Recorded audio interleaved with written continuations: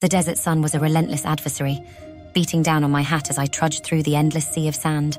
The ancient tales of the Eye of Horus, a symbol of protection and power, had led me here to the threshold of Egypt's forgotten pyramids. I, an explorer driven by curiosity and a thirst for the unknown, was about to delve into a world shrouded in mystery and darkness. Inside the pyramid, the air was stale, heavy with the scent of millennia.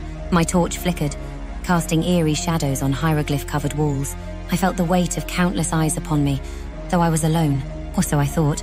As I navigated the labyrinthine corridors, I heard a whisper, soft as the desert wind. I turned to find a figure cloaked in tattered robes, her face obscured. She spoke in riddles, her voice a haunting melody that resonated in the hollow chambers. She was blind, yet her presence was all-seeing. She claimed her vision came through the third eye, a conduit to realms beyond our understanding. I followed her deeper into the crypt, mesmerized by her enigmatic aura. We arrived at a chamber adorned with the Eye of Horus, its gaze seeming to pierce through the darkness. She spoke of ancient secrets, of pharaohs and gods, of battles fought not on land but in the mind. The walls around us began to tell stories, each hieroglyph a piece of a larger puzzle. I saw images of Horus, the falcon-headed god, and his struggle against Seth. These tales of betrayal, resilience, and rebirth were not just myth. They were warnings, lessons etched in stone.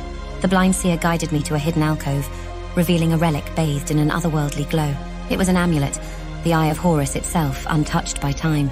She spoke of its power to protect and enlighten, but warned of a curse upon those who wielded it without wisdom.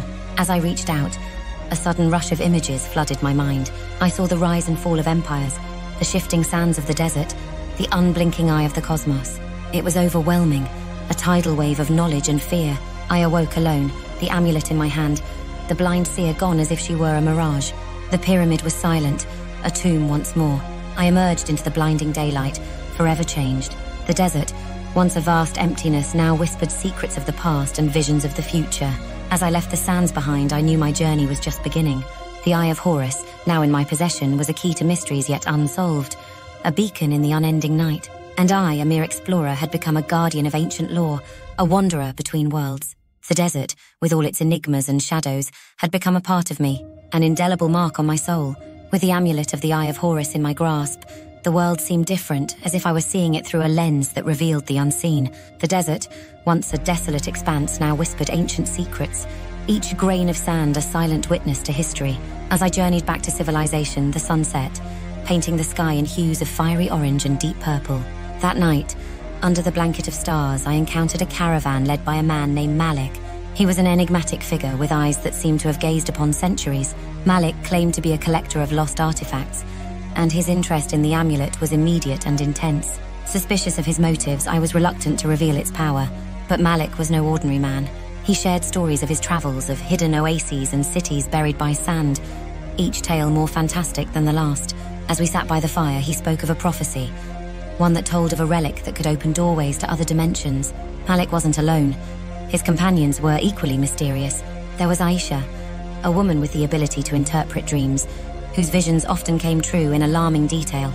And then there was Tariq, a silent giant with a scarred face whose past was as mysterious as the desert itself. As the days passed, I realized that Malik and his caravan were not merely wanderers, but guardians of ancient knowledge, each with their own connection to the mystical. The amulet seemed to react to their presence, glowing with a soft light that pulsed like a heartbeat. One night, as the moon cast its silver glow over the sands, Aisha had a vision.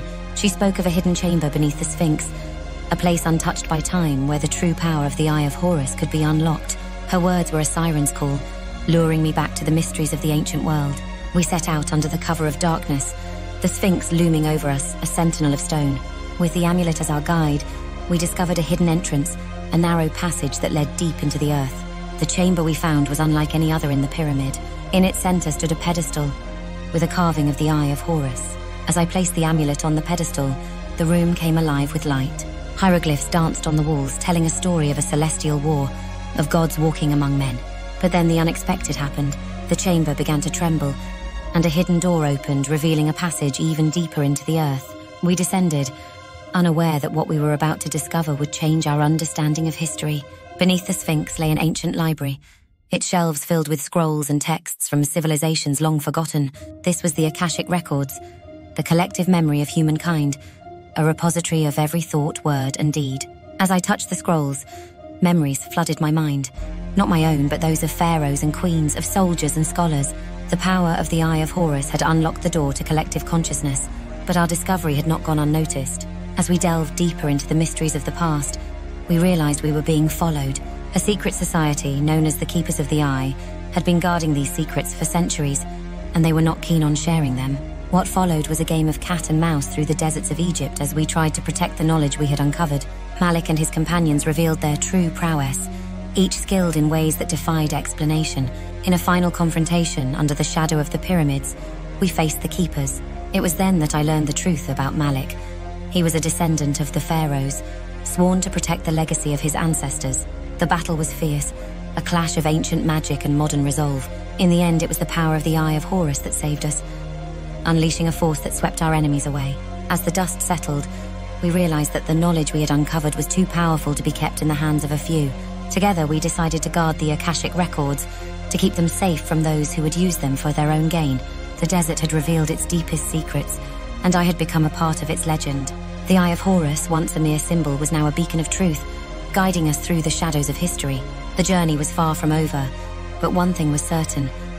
The mysteries of the past were alive, and they were waiting to be discovered. Lost in the vast expanse of the desert, the endless dunes became both my prison and my sanctuary. The days merged into nights, a timeless loop of searing heat and bone-chilling cold. I wandered aimlessly, the Eye of Horus my only companion, its glow a faint beacon in the overwhelming emptiness. Hunger and thirst became constant shadows, gnawing at my body and mind. My lips cracked, my skin burned by the unrelenting sun. In my delirium, the desert transformed. The sand whispered ancient secrets, each grain a voice from the past. The wind sang mournful tunes, tales of lost travelers and forgotten cities. As I staggered through this barren land, something within me began to change. The line between me and the desert blurred. I felt the sand in my veins, the sun in my heart. In my weakest moment, when I thought I could walk no more, the third eye in my mind flickered open. It was a vision of clarity and madness, a window to a realm beyond physical existence. Through this newly opened eye, I saw the world in a different light. The desert was alive, a vast, breathing entity, its every breath a story of creation and destruction. I saw the dance of life and death, the eternal cycle that drives the universe. In this trance-like state, I became one with the sand, a part of the desert's endless story. Time lost meaning. I was a witness to centuries passing in the blink of an eye. Pharaohs rose and fell, empires crumbled, and yet the desert remained, eternal and unchanging. Then, as suddenly as it had opened, the third eye closed, snapping me back to reality. But I was no longer alone. A group of explorers, modern-day adventurers, had stumbled upon me. They were shocked to find a man so far from civilization, half buried in sand, whispering to the wind. They nursed me back to health, sharing their water and food. As I regained my strength, I realized how close I had come to becoming a permanent part of the desert's lore. The explorers were fascinated by my tale, the Eye of Horus, and my experience with the third eye. They offered to take me back with them, but something within me resisted.